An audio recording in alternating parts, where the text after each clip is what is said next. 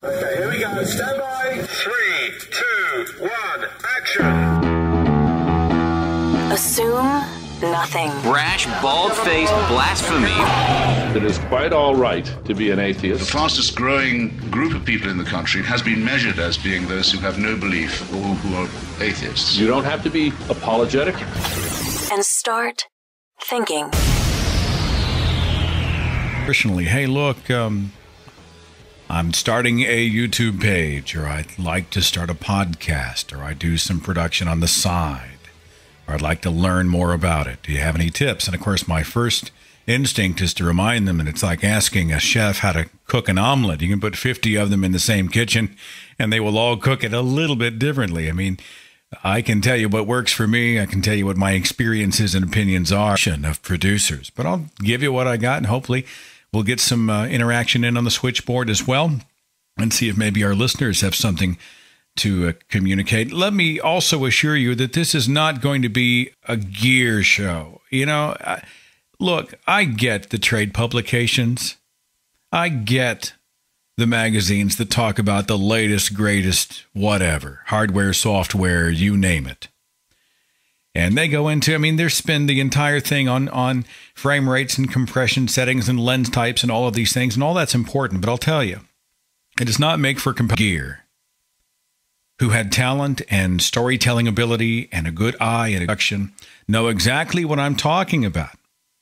I don't know how many people I've met who have a whole lot of too much money, right? They go out and they buy a bunch of gear. And that's this, that does this. Wow, it's amazing. And then you see the finished product. And you go, what an interesting shot. I saw one guy who shot, you know, those, he had like one of those new Galaxy 3s. And he shoots with his phone some amazing HD outdoor footage. Brought it back, ported it onto his timeline, and it was just like, you know, and it was a lesson there. Obviously, gear is important, but I'll tell you, it's really the carpenter is much or more than the tools. It's about knowing the tips and tricks, having a good eye, making good decisions. Don't punish yourself if you don't have the budget to go out and build this ornate studio. Look, this podcast is living proof. Most podcasts are proof that you can put something together relatively inexpensively and you can be effective with it. And the internet is a two-edged sword, but it's made a whole lot of stuff possible. So we'll talk about video. We'll talk about radio, the podcast scene. If you're not into this kind of stuff, you might hang around. It's kind of an interesting conversation. You get a sneak peek into how production. There are some answers or some perspectives you're going to hear that if you are a producer, you're going to throw a shoe at the computer monitor because you're going to be like, no, I disagree with that. And I get it. Again, this is just one guy blowing smoke. Before we get into some of the stuff I'd already prepped in advance, let's just start on the switchboard and see what you have. I have area code 410. You're kicking us off on the Thinking Atheist radio podcast. Who's this? Hey, Seth, this is David from Baltimore, Maryland. How are you? Glad you called, David. What can I do for you? Well, I'm actually a producer. I do web production and I do web development and all that. And I have immense respect for people who are able to do some of the most beautiful productions and some of the more interesting works, such as you, Aaron Ra, and other people like that. It's just people really don't realize how much work is done behind the scenes as much as is done in front of the scenes.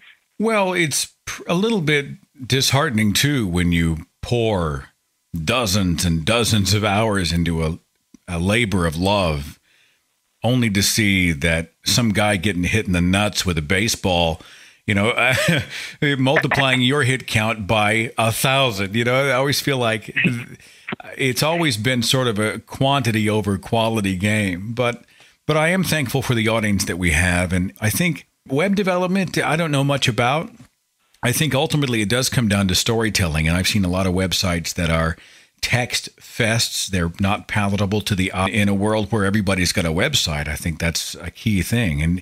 And I even tell those people who don't have skill, and this is going to probably horrify you, David, but I even tell them if they don't have the ability or the budget, they can go they have templates that they can go and build upon those templates to have something of their own. I don't know. Do you have an opinion on those things? Well, actually, that's how I actually started learning how to make my own templates, by building off of other templates and customizing them. And then I've gotten to the point where I can pretty much develop anything from scratch. The HTML code just makes my left eye twitch. I look at that stuff and I just give up. That is not my gift. It is not my area of strength. And fortunately, even for the thinkingatheist.com website, I've got Tom Downing and the folks at Web Evolve. You really have one of the best websites out there. Well, they gave me a facelift a couple of years ago. I felt like the website was a good start, but it was kind of a ham-handed first start, and it needed something. And Tom and the folks at Web Evolved came in and they just fixed it.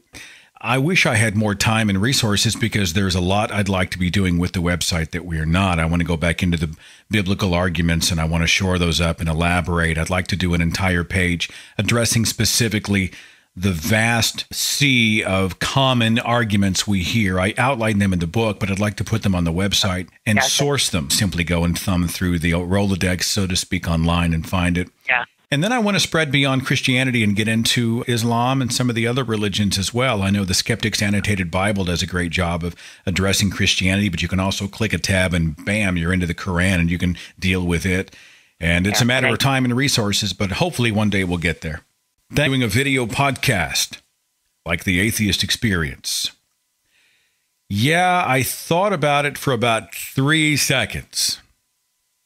And I love radio. I do podcast stuff from time to time with video when I'm a guest on the Magic Sandwich Show, but really, there's no substitute for what radio does. And I don't know that radio will ever go away. In some form, you'll always have the audio only. Let me tell you something a little bit. I was going to get into podcast here later in the show, but radio, you're talking to one person 300,000 times. You're talking to someone who is rushing to get ready for work in the morning. You're talking to somebody who's on a long commute. You're talking to somebody who's jogging, right? And they've got their iPod or what have you. And they're listening, passing the time as they work out. Someone's at the office doing some kind of a monotonous job, and they can do it in their sleep. And so they distract themselves with audio and video, and they tune in and listen. You are sort of a conversation. It's one-on-one. There's a connection there that you just don't get with video. And video offers a lot of opportunities and a lot of wonderful things that radio cannot. But I think if they came to me today and said, would you like to do a video podcast? I don't know. If the circumstances were right, yeah, sure. But I would also insist on having the radio show. I really do believe that. I don't think this is replaceable to me. Sitting back, I got my iced tea, I got Rat Dog in my lap. I'm just hanging out with my friends on a Tuesday night. So at this measure, I don't need it. I don't want it. I don't think the listeners do. I think they're good. If a visual medium opens up and it's a right fit at the right time, yeah, we might do that. But, there's a lot of ifs there. It'll have to be something that's not forced. It's organic. It feels right. It feels real. Okay? I know a lot of people are asking, how do I start a YouTube page? How do I produce effective material, video material, be it on YouTube or on Vimeo or whatever your outlet is going to be?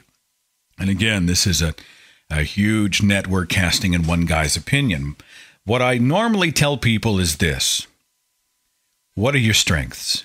I mean, here's a great example. When I was, they'd come to all the on-air staff and they would say, I've been told I've got a great voice. And it's usually somebody who had a deep, rich, resonant alto tone or a bassy kind of a thing. And someone says, man, your voice is really deep. You'd be great on the radio. So they come to us and they say, how do I break into the business? I've been told I've got a great voice.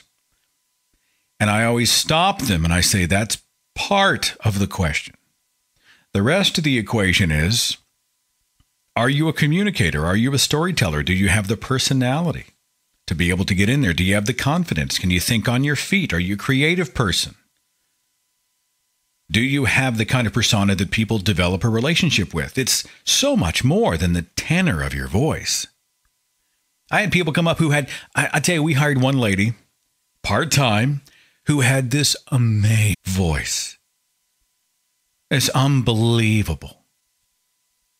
And she was one of the worst, one of the worst decisions we ever made. Because while she had the pipes, she had the vocal cords, she had no idea what to do with them.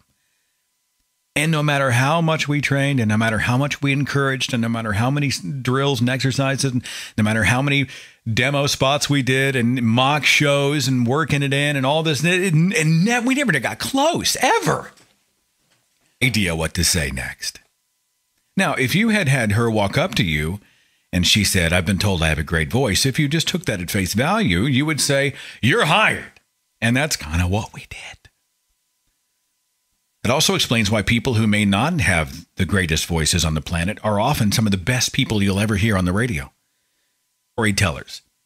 So there's a natural ability that comes into play. There are some people who, when they sit down at a piano, they will be able to play the piano. If you give them lessons, they will be able to play the piano. There are some people who, no matter how much time they spend in front of the piano, will never get it. They'll never get it. Now, by saying, hey, follow your dream and be all you can be, are you cheating them by talking them into wasting a decade of their life into something that they may not be good at or probably won't be good at? And I really struggle with this because I never want to kill a dream. But I saw guys in radio, they would come to us and they would say, "Oh, yeah, I've been told I'm great," and they get hired part-time or whatnot. And they true life's calling, whatever it is, something that would make them happy and something they were good at. They just wasted that time. Making pennies, working overnights and weekends, hauling gear out to our live broadcast, driving the station van, doing all the crap jobs nobody else wanted to do, dreaming of one day making it big. Would someone have done them a better service by being honest and saying, "Look, I don't know that you have the skill set. I myself, when I see you, I think your gifts may lie elsewhere." Cruel? Maybe. But is it more cruel to not be honest? And as I got further and further into my career, I took a harder and harder line. And I actually had some very difficult conversations with some people. These eager, young guys would come up and they just couldn't wait. And they couldn't finish a sentence to save their lives. And you can see in them other gifts. They have other abilities. They could go another direction and create something, build something. So I made the personal decision I was going to take a little bit of a harder line and say, "Look, if you're asking my personal opinion, I just don't know that you are cut out for this type of work. I don't know that you are a good fit." And it didn't always go over, you know. But before you kidding myself, do I belong behind a camera, in front of a camera, behind a microphone? I can't answer the question. I can give you an opinion. Start small. Post something. See what the reaction. I was starting as a producer. I remember watching a lot of video, and I remember thinking, let me try that. Let me try this. Let me try this. Let me try that. And I would just experiment. Sometimes it worked. Sometimes it didn't. But by emulating others, before I knew it, I started to then make creative decisions on my own, independently, meaning I was starting to carve out my own style. You can emulate what you like, but ultimately your end zone is to find your own style, is to find what works for you. Produce what you know, what you are familiar with. It's like it's already a second language. Now you're not having to learn it. You're simply translating it to the screen. Humor. It can help you or it can kill you. You ever watch somebody on stage, a stand-up comedian, who's sucked? Few things make your audience as uncomfortable as someone trying to be funny who is not. We can all think of instances where somebody was swinging for the fences. They tossed out, they threw the long ball, right? They had some setup, some joke, something, and it fell like it fell from the sky like the Hindenburg. Few things make your audience as uncomfortable as someone trying to be funny who is not. You're going to have to figure that out pretty early in the game. And if you have a doubt about whether you can pull it off, don't. Until you're pretty sure, don't. Don't do it. It's funny. I read once that Hollywood says one of the hardest types of films to produce effectively is the comedy. It's not the drama. It's not the horror film. It's not the action movie. It's comedy. Comedy is about timing. It's about relatability. It's about all these intangibles. Jeez. And when I see somebody who is trying so hard to be cute and clever and whatnot, some people are freaking hysterical. I mean, they are naturally funny, and they should play that card as often as they can. And there are other people who, the more they try to press that envelope, the more they swing for the fences, the more I genuinely want to leave the room. It makes me uncomfortable. It not only turns me off, it makes me hurt a little bit for the person who is trying to do it. What about gear? Look, I'm around techies all the time, and they're all like, oh, what do you shoot with? Well, I'll shoot with this. I shoot with the Sony this, and the Panasonic that, and the Canon this, and, you know, I've got my share of gear. We've shot with, there's a couple of great HD cameras out there, and there's a lot of them you can get for under $5-6 grand. Is $5-6 grand in the budget of most prosumer producers? Probably not. I cut my teeth on the Z1U from Sony. Now they've got a couple of variations, some very nice ones. The Z5U and the 7U, I think, is around $7,000. Now, who's got $7 grand? But it's a great camera. It's got an interchangeable lens. You can record right to the memory card or tape. It's up to you. By the way, I like the tape option for long form video if you're shooting conferences and whatnot, because when you're shooting a memory card, sometimes you will lose just a few seconds between segments as it automatically starts to space those out. A tape's just a nice backup to have. Maybe that's just me being old school. A lot of folks find a solution with the DSLR cameras. And, you know, I shot the Reason Rally video in Washington, D.C. on the National Mall with a little Canon Rebel. You know, I mean, it was just a little freaking digital still camera that happened to shoot video. And the thing worked like a charm. I didn't have to spend $6,000 on it. I didn't run around. I didn't have a light kit, didn't have any. I just had the camera and a tripod and an umbrella because it was raining all day. And it shot full HD, fantastic quality, brought it back, put it on a timeline, worked perfectly. Perfectly. And it's a great solution if you're looking for something other than a webcam, unless you're doing some kind of an on-camera webcam thing, and I can't really speak to webcams as well as I'd like to. The DSLRs, whether it's a Canon or whether it's a Pentax, whether it's Nikon, whatever. And, you know, honestly, the thing, right? We've all seen that argument. Are you on a Mac or are you on a PC? And I've always done PC. I really have a huge, they really are an impressive company. But I use PC. Look, there are Mac fans, right? And then there are Mac snobs. And I just smile and tell them, look, there is nothing you're doing on a Mac that I'm not doing on a PC.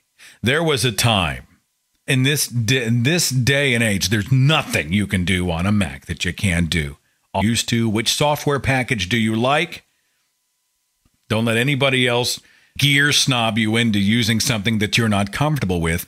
There is nothing you can do on a Mac that you can't do on a PC in the editing room. All right? When I'm producing, audio is king. If I'm producing a video, audio is king. Producers might disagree with me there, but I'm a believer. I'm a believer. You can produce the most crisp, amazingly lit, most beautifully shot video, and you can torch it.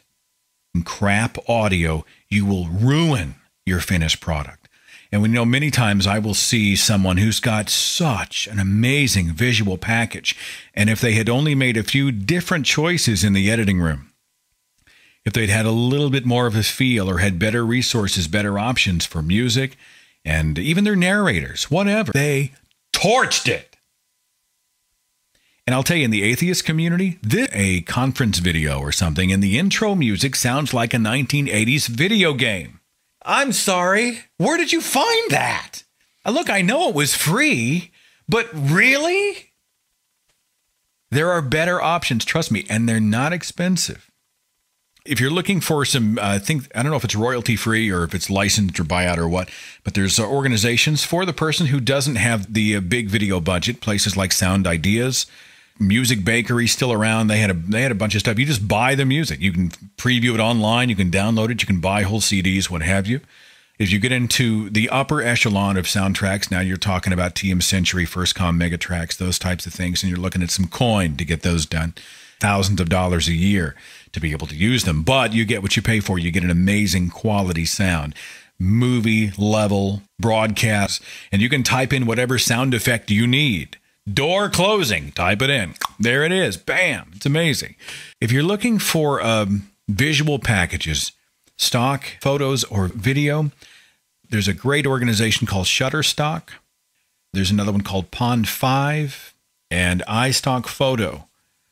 And those three have great, if you're looking for still images or motion stills, their libraries are vast and their quality is largely very, very good. And at sunset on the West Coast, well, there's a good chance you can probably find something along the year, 2 years or 3 years, and you're off the hook. It's much more inexpensive and it's a whole lot easier to do. Let's try the switchboard again. 954, you're on the Thinking Atheist Radio podcast. Who's this? Hi, Seth. This is Michael. Michael, thanks for calling. What's going on? Listen to your podcast a lot. Really appreciate all the work you do. Thanks. People do. Some of them are pretty bad, and frequently people call in. It's hard to hear what they say. I don't know how I'm doing, but some people call in on their cell phones, and they have marginal signal, and you can barely understand half of they're saying, and the host doesn't realize that they keep talking sometimes. That gets to be on other podcasts. It's really noted. I have a love-hate relationship. I love their interface. I love their ease of use, and they've made it very easy for listeners to connect with this show via phone and Skype. So overall, I'm pretty happy. 1,000 watts, and we've got all this, and we have dedicated Gettner phone lines coming into the studio and all. And how busy is web traffic? And is Skype freaking out? Is Blog Talk Radio having a glitch? Is it overloaded? There's all these web-related technical challenges that sometimes cause a problem. I've had people call in on a cell phone. They sound amazingly crystal clear. I've had some people call in on a Skype line. I can't hear a damn thing they're saying. I don't know. It's just a crapshoot, you know, and it's the kind of the part of the nature of the beast as we do internet radio. I found success by putting together a little bit more of an elaborate home studio than many podcasters have. Because I had a background in radio, I was able to bring in a broadcast mic. And I run through a Symmetrix and just fatten it up just a little bit because I like the radio sound. And, but that's not my area of expertise. There's another thing I wanted to bring up that's related communication-wise, not specifically on this particular topic. Would you be okay with that? Or yeah, go ahead. One of the things I was thinking about, we have a lot of material that's out there that's meant for people who are in a standard format. There's not a whole lot of people trying to speak to people who aren't very skeptical and trying to explain to them why they should be. And I notice a lot of people that I speak to who believe in a lot of woo-woo stuff, get turned off by that sort of thing. I think that one of the parts of communication that a lot of people miss, that you do a pretty good job of sometimes, actually probably more often than not. I don't want to say sometimes. But, you're not always trying to prove a point. You're not always trying to... You're not always trying to prove a point to people. Sometimes you just want to talk and share. Yeah. And this is more than just trying to win somebody on an argument or something. Dude, you don't have to walk on eggshells around me either. I'm not. Seriously. But anyway, my point was that when you approach somebody who is not skeptical, a lot of the things that we think about skepticism, the way that we approach claims, seems to turn people off. And they don't want to listen, and it seems really hard to approach them. There was a talk that... somebody gave at TAM about 2 years ago. I think it was Sadie. I don't remember. It talks about approaching that. I think that was one of the things that people would benefit from a lot, learning how to talk to people who aren't skeptical and help them. Good, my friend. Thank you for listening to the show. It's much appreciated. Yep. Thank you for doing that. All right, take it easy. Really appreciate it. Bye. I had a thought on that. When I produced the first videos for the Thinking Atheist, I wanted to create something that would be palatable for someone who didn't want to listen to a 90-minute, put together an entertaining, soundbiteable, yet content-heavy piece. That video convinces necessarily the devout believer. If I show Noah's Ark to a dyed-in-the-wool true blue Christian, a Sunday go-to-meeting. I love Jesus. He's in my heart every day. Let's thank God for this beautiful meal, Christian. They're not listening. They are immediately going to circle the wagons. They are immediately going to equivocate and begin to defend because we have just attacked a chair. Are like I was. They are in their mind and heart going, this just doesn't add up.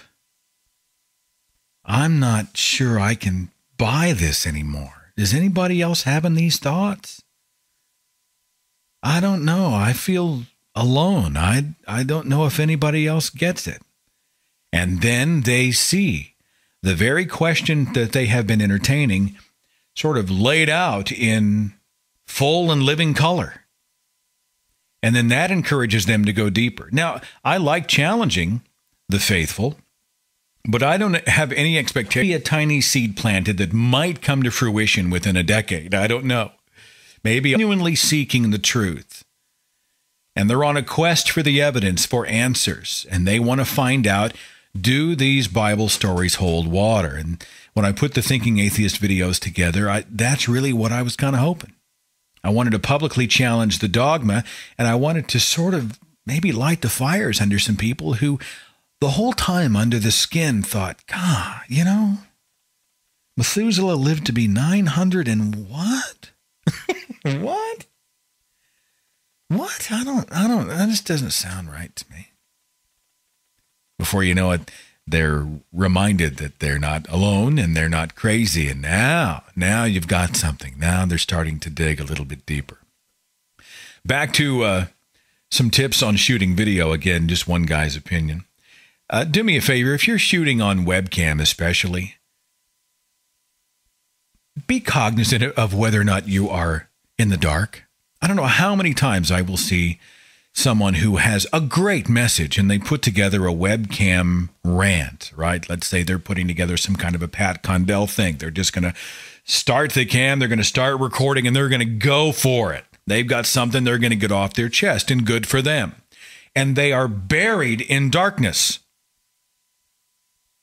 Or they're not cognizant of the fact that there is an open window behind them and it's the middle of the day and the white hot light behind their head is blowing out behind them and it reduces their face to mere silhouette. They're in almost total shadow. All you see is the blown out window behind them.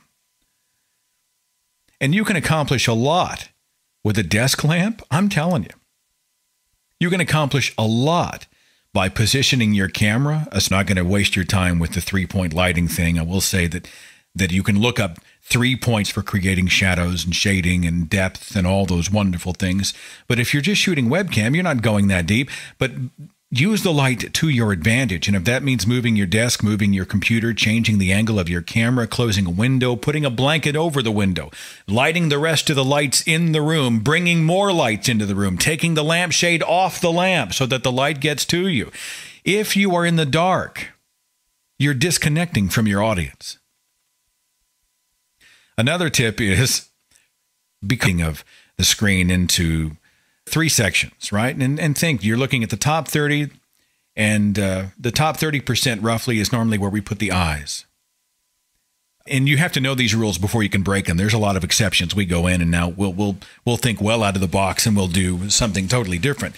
But it's good to know the rule. And I'll see people who will put together a webcam video and they will drown themselves in the shot, say over halfway above the center section of the screen. Now, what does that communicate to your audience? You're drowning in the shot.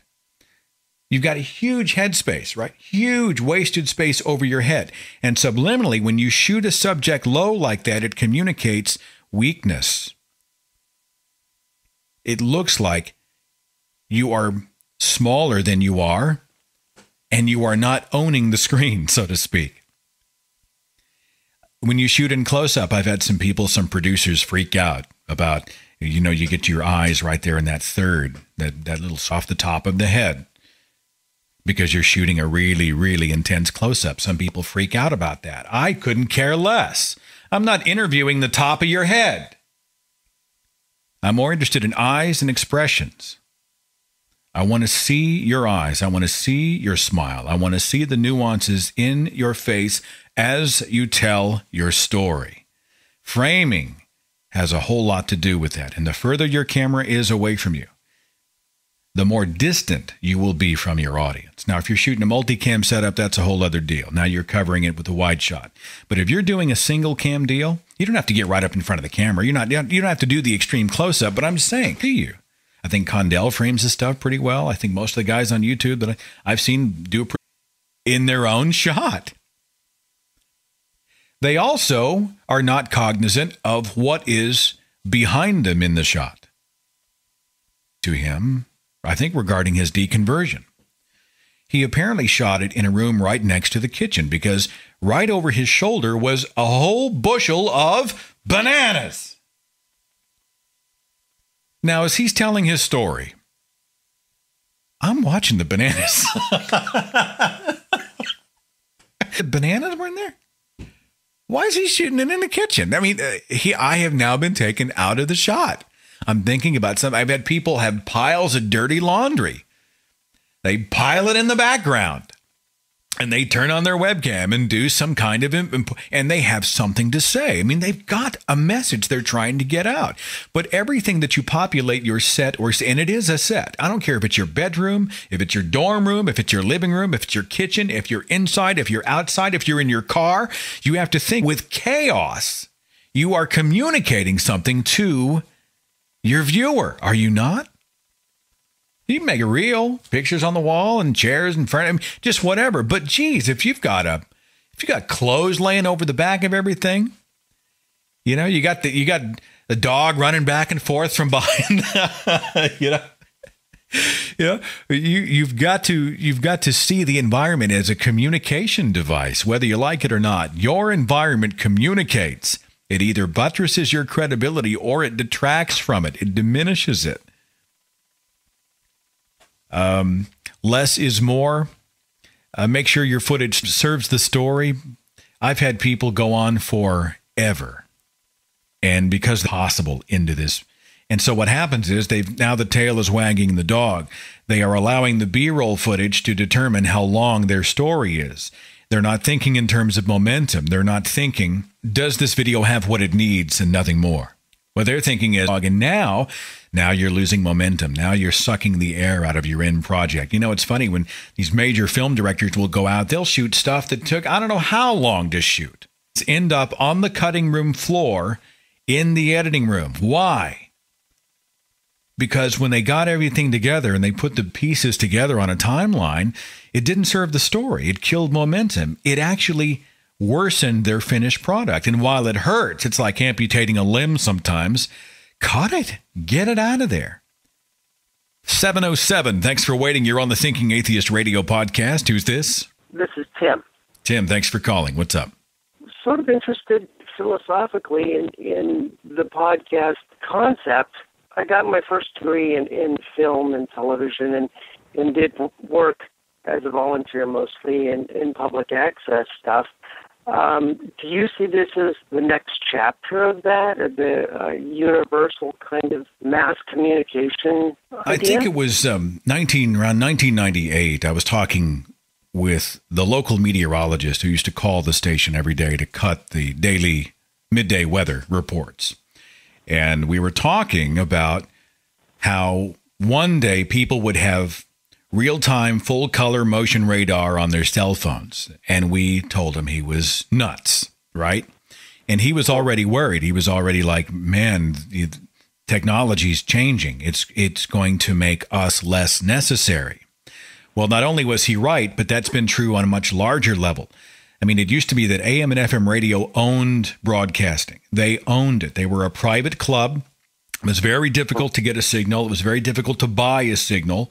It was owned by a few major corporations in any given market. And if you wanted a radio show, you either paid dearly for it or you had to already own the station. And the internet totally changed that game. Podcasting is bleeding listeners away from standard mainstream AM, FM radio in droves to the point where many are panicking. Most of them have become very automated to cut costs. Most of their shows are piped in via satellite, or they're syndicated in from some out-of-town jock somewhere. And the radio podcast and the Launchcast and iTunes and internet-related programming is defining what broadcasting is today, and I think it will continue to do so for the next decade. I think we're going to see podcasts become something bigger than they are now. I think they're going to be enhanced in ways that they are not now. I know they're moving toward podding platforms. They just released a podcast-specific app.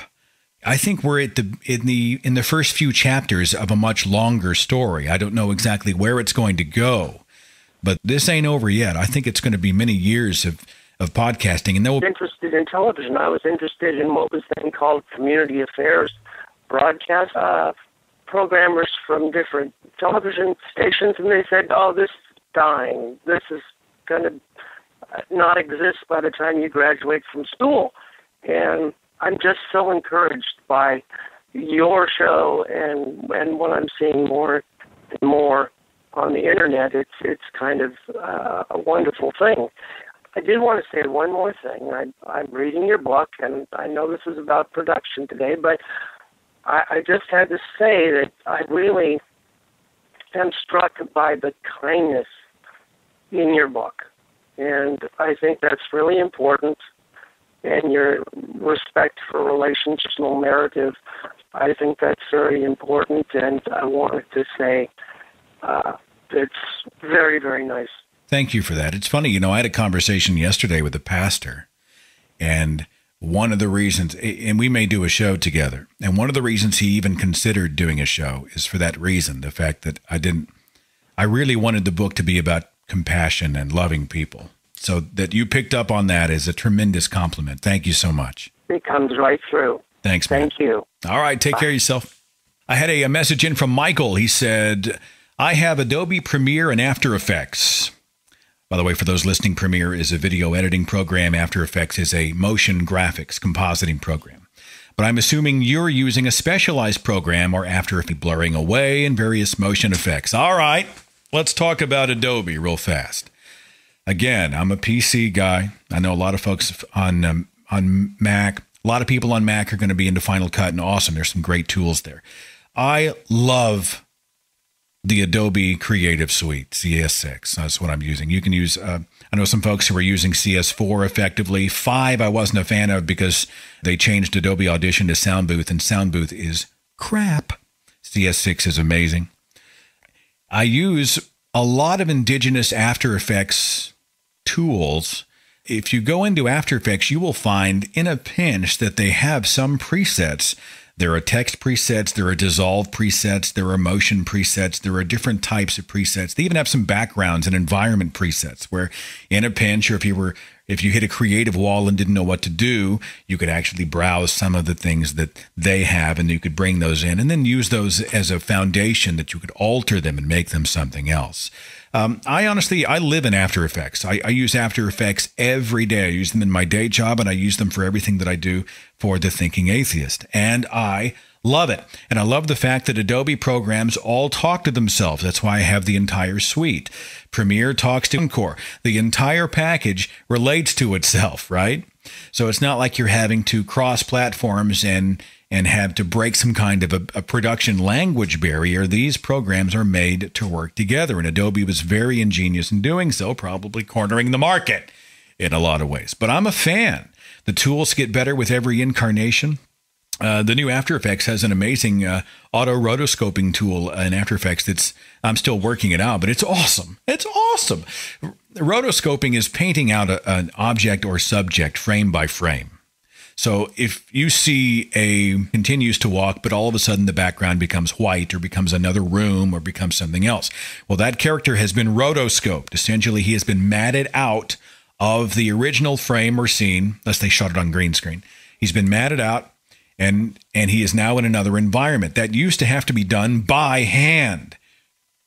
God! Hand painting the guy out of it, frame by frame. we gave the job to some minion. We had to have a subject matted out for some project. So we said, look, I need you to take a 1,200 frame sequence here. And I need you to paint I need you to paint the character totally out of each frame and put an alpha channel on it and then save it over to this. And it took them forever. After Effects has things like an auto rotoscope tool where it's smart enough to know where the edges of your object are from frame to frame.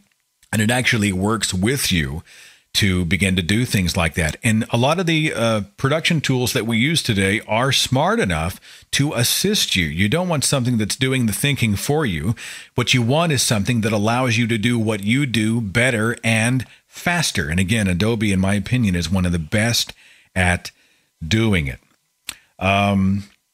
Michael also says, I've got video and lighting figured out. I'm fairly green when it comes to audio recording. I'm thinking about getting something like the Tascam DR5 portable recorder along with the Rode video mic for recording separate audio. Yeah, if you're shooting with a DSLR camera, get ready for very clean video and crap audio options on most of them, because even the ones that have an indigenous 1/8 inch mic input do not have a headphone jack, so you can monitor what audio you're getting, which is beyond me.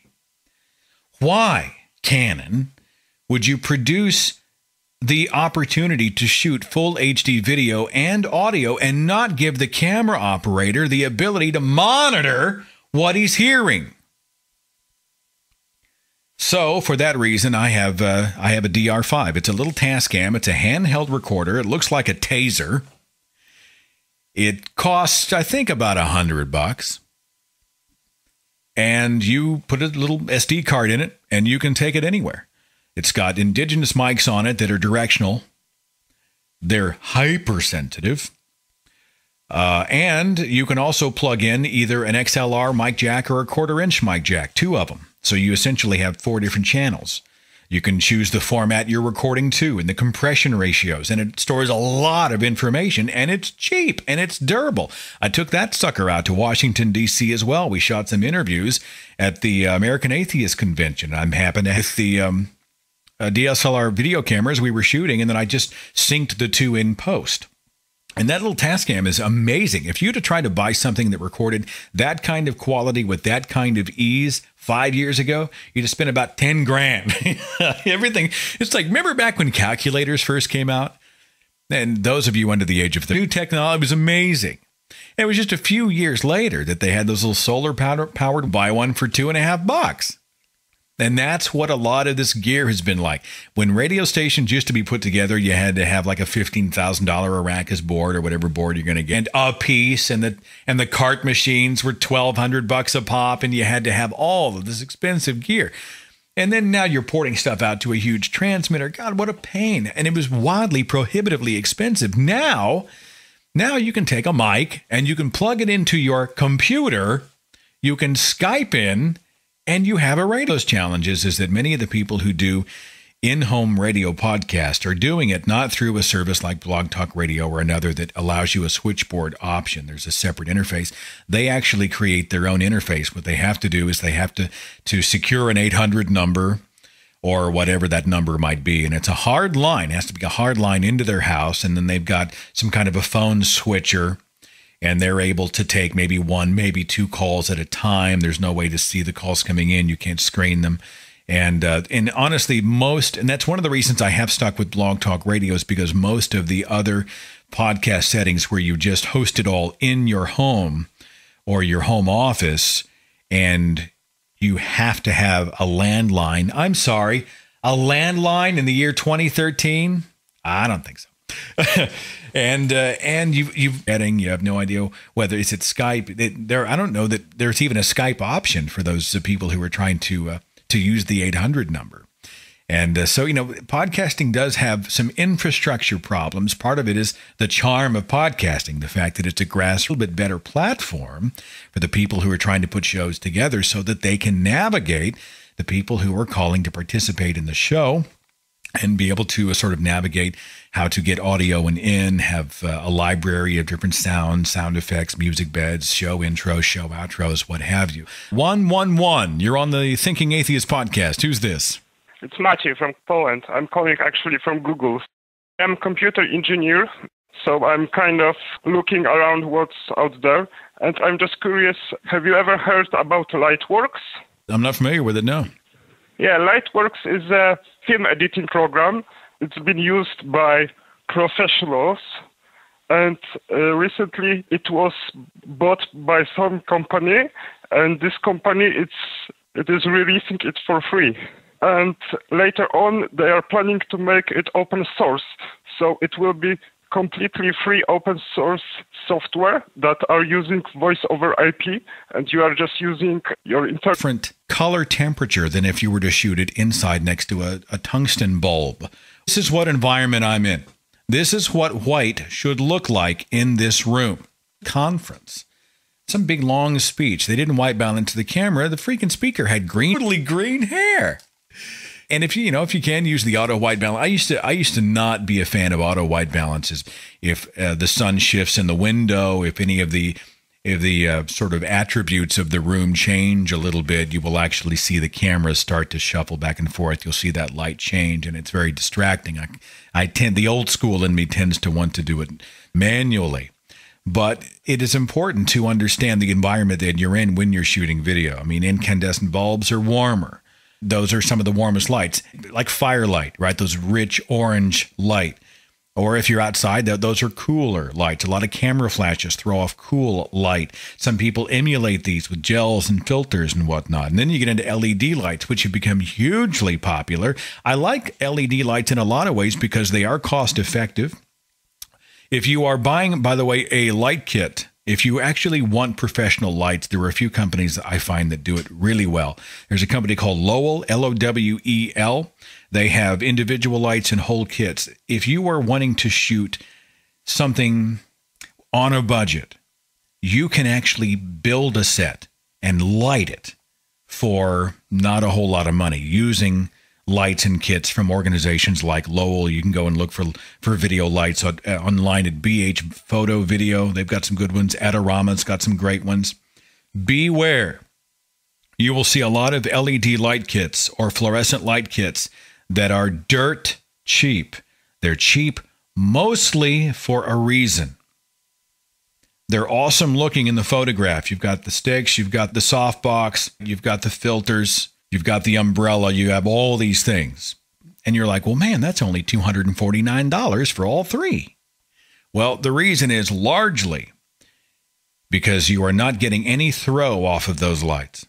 So you'll bring them in, you'll set them up, and you will have almost no throw, meaning you are not going to be able to effectively light your subject. The light, but your subject would almost have to have his head pressed against the bulb for it to make a difference. And I almost got hooked once. I was looking for a kit, and I managed to go through, and I was reading some reviews, and they were like, don't do it. I myself tend to like the tungsten lights. They burn hotter. They're a little warmer. They're kind of old school, but I really do like them. And by the way, lights are nuanced things. When you're lighting your set, think of your light as just another tool, a storytelling tool in the toolbox. You don't want all or nothing. Look, if you've got a huge 500-watt tungsten bulb, you do not want that sucker up against your subject's face, even behind a softbox. You're going to burn them alive. They're going to be squinting. You have to be able to dim those lights. And most light dimmers that you buy, I have not been impressed with. I've made some in the past. That's a pain in the ass. But I found a great solution. And you're going to laugh out loud. I love it when things are used for purposes that they were never intended for. There are some power dimmers. They're for routers. People using these industrial routers. Yeah, the power tool. Well, they want to be able to spin the router bit at a much, much slower or faster speed. And they have a dial that does that. And it's a separate thing. You actually plug your router into this box. It's about the size of a matchbox. And it's got a little dial on it. And that router controls how much power goes to the router. Well, it's perfect for lights because it does the same thing with your tungsten lights. It allows as much or as little power to that light as you want, meaning you can bring it up and go full blast, or you can really dim it down and do some kind of intimate type shots. And I think it's only like $20 per. It's just awesome. And I hope, honestly, I kind of hope those guys never figure out what I'm using it for, because you know, if you look at the nature of gear in this business, they could be making a hell of a lot more money than they ever would be selling it to routers. When I'm doing interviews, a couple of tips I like to sit everybody down. I like to, you can stand them up, but I honestly find people have a hard time relaxing. They're standing, it's formal, they're swaying back and forth. I like to find a nice comfy chair, sit them back, chat with them for a few minutes. Everybody's having a good time, and then you can roll. Watch harsh colors or heavy patterns on their clothes. If they've got some crazy grid pattern and a bright blood red, well, the camera's probably, it's not as bad in the era of HD, but it often does play havoc with your pixels. Watch people's glasses. This is crazy. Sometimes I will literally be shooting and all I can see in their glasses is the reflection of the light that I'm lighting them with. And we have two options. We have three options. You can move your light position. You can move the stands up and down. The second thing is you can have them remove their glasses. So the third little trick, and this works better than you'd think, is you take where the glasses go right over the top of the ears, and you just, and the glasses have to be pretty fitted to their head, and just kind of bump that little ear portion up about 0.5 centimeter. The viewer on video has no idea what you did, but what you have done is by kind of moving those little, the ear portions of the glasses up against their head just a little bit, about 0.5 centimeter, you are redirecting the reflection of the glass itself, and you remove the problem.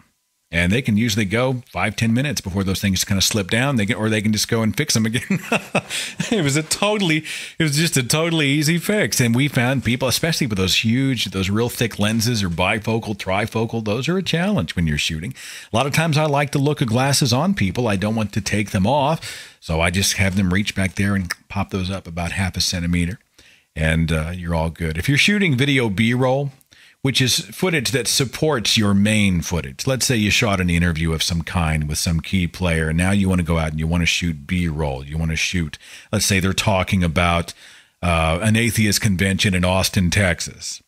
Well, you would conduct the interview, then you're going to go out and shoot B-roll. You're going to essentially shoot coverage of the convention itself, the people coming, the people going, wide shots of the speakers, close-ups of the speakers, smiles in the audience, handshakes, whatever else is going on. That's called B-roll. And you can do that with anything. You can shoot that with a small DSLR. You can probably shoot that with some basic consumer still cameras that have a video option. I wouldn't do it on a cell phone. Shoot with your body, not with your hands. I have people who are holding their arms way out trying to shoot stuff. And I always like, use the body.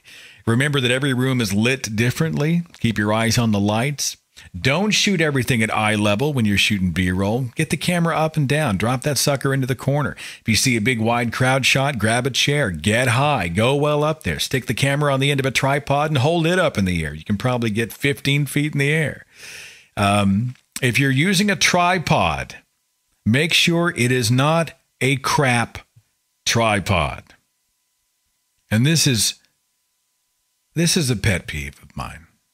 You want to know how someone's got a crap tripod, or they simply didn't set the tension correctly? Watch a conference video. They're following the speaker as the speaker moves back and forth on the stage. What happens is you're not getting smooth motion as the speaker changes direction. What happens is that the camera seems to get caught. And all of a sudden, you can feel it give. Bam! Then it overcompensates and shoots the other direction. And then it comes back and they finally find the speaker again. Well, one of two things has happened. Your tension on your tripod is wrong. It's too tight or too loose or what have you. Or you just have a junk tripod. In a lot of these lower end tripods, trust me, of all the gear I own, a good tripod is probably the thing I would try to spend, outside of the camera itself, the most money on.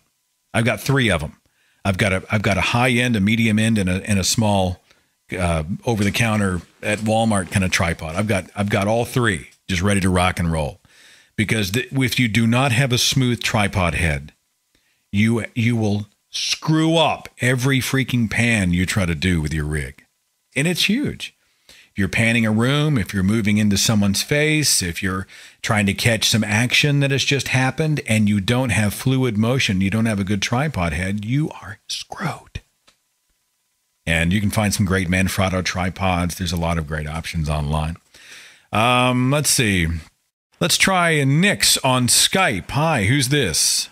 Okay, my name is Nix. I'd like to do a quick question about a narrating video. I don't know if you've covered this topic yet, but the issue is it's pretty hard to get to narrate a video and then go to a Audacity program and try to figure out how to cut the audio and make the narration smooth. It's hard, man. Okay, I'm not sure I understood the question, so you hit me again. How do you narrate a video? How do you deal with the flow on the narrated video? Are you talking about frame rate? No, I'm talking about how to speak and say and put the voice over a video. Well, I'm trying to make sure I'm on your page. If I hear put something over a video, and now I'm thinking about voiceover or narration. Is that what we're talking about? Yeah, absolutely. The voice gets in one tone, and then you cut with another tone, and it doesn't match it to others, so you have to speak all over again, and that's well, are you recording your own narration? Yeah. Okay. Well, if your studio environment isn't changing from day to day, you have different fidelity of audio recorded every time you record. If you record a piece of the script and have to cut a revision the following day, it should sound pretty much the same. You try to match the both of them. It's kind of hard, and you have to find a spot to cut. Well, it's not uncommon. It's not uncommon that I'll be involved in a piece that is narrated, or I'll have a project that is narrated by a third party for something I'm producing for the Thinking Atheist, and we'll come back maybe even 2 weeks later and do a revision. And I'll want them the first time. And what I do is I send them the original audio that they cut. I actually have them listen. This is exactly how you sounded the first time. This is your spacing. This is how it came off. This is sort of the temperature of your read. This is what we need to do in the revision. And if you're having a hard time matching it, I would go back to the original and I would listen to it first before you go back into the recording studio. Okay, that sounds good. All right, my friend. No, it's hard. The narration is always difficult, especially. Yeah, trust me, I understand it. And what I hate is when I'm cutting narration, some days I can't finish a sentence to save my life. I'm just like, da, da, da, da. There have been days when I've walked away. I walked away from the studio and said, I'll do it tomorrow. I cannot do it today. I cannot put the pieces together. I wish you the best in the production room. Thanks for listening, man. Take it easy. Thanks. Bye. All right. Let me talk a little bit more about the radio podcast real fast. Well, I don't think it's controversial, but a few people have raised an eyebrow. Look, the vast majority of the people who listen to your radio podcast will hear it in archive long after you have moved on, to make that show as palatable and as entertaining as you possibly can. Because I believe that if I have a call in it in another way, I don't know how, we'll have someone who talks about something that's well off the beaten path. They have a technical glitch and I can't really understand what they're saying. Or they are not able to speak with economy and they simply can't get the message out in under 15 minutes, right? And you are unable to sort of jump in and sort of trim that down. Hey, I need you to tell me what you're thinking. We need to really get to the point here. If that are down, look, you are editing the show not because you're changing what people are saying. You're not. That is something that it makes me livid when I hear about it. And I hear about theist radio shows who've done it to atheists, and it makes me crazy, right? They'll go through and they'll edit out anything that so-and-so said that makes them look smart, but they'll leave in everything that they said that makes them look even smarter, And I'm not about that. That's not what I'm talking about. I'm talking about editing for momentum. If you have a technical glitch or you have a show getting sucked out of the show, slice it out. If you're not totally sure, give us the time of day to listen. And we have the opportunity in the world of digital editing to be able to go in and fix it, right? It's not like a live AM show that's out there and it is what that just didn't fit, and I can feel the show bleeding listeners. People are checking out. People are wanting to fast forward. You can feel it. Trust me, and hosts usually can feel this. If you see it, go whittle it out. Whittle it out with your apologies. I'm sorry, it just wasn't a good fit. I need to remove this little section and move on to the next call. In the end of at the end game, what you have done then is you have served archive after the live airing, and they will be eternally grateful. Let's see if I had one last question here before we wrap up the show. Oh, I wanted to mention this before we ran out of time, and I'm glad I stumbled upon this last page because I had it on another screen here. There is a real need for some up-and-comers in the video production on YouTube for the cause of free thought and rationalism and atheism or what have you. And we're seeing that a lot of the people who were very proficient in producing videos for the last 3 or 4 years aren't producing as much. Their lives have moved to the point where they simply don't have the time, or there's whatever reason they've got. And I know that Thunderfoot said he wanted to cultivate kind of a contest to create an environment where we might be able to spur in to encourage the next a video contest where you are able to produce some kind of work, and then you will submit it, and it will be judged on, I believe, a number of levels. I'm in there somewhere. I'm not sure where. I'm one of many judges who will be taking a look at it. And the winner is going to win I think a cash prize, a pretty substantial cash prize. And so I don't have all the details yet, but if you can, I would encourage you to keep a close eye on Thunderfoot's YouTube page, as he soon will, or you've got a message, or you've got a compelling personality and you think you'd be effective on camera or whatever. This may be a way for you to introduce yourself, to get some exposure, and who knows, you might win first place and pick up some cash. It's been a relaxed show. I hope it's been relatively palatable for you as I sort of pinball off video and web and podcast. It's just one of those stream of consciousness types of things, but I've enjoyed the opportunity to sort of talk about the business a little bit. I hope some of it helps you. I wish you the best as you go out there and communicate and tell your story and help people, become more freaking Atheist Radio podcast.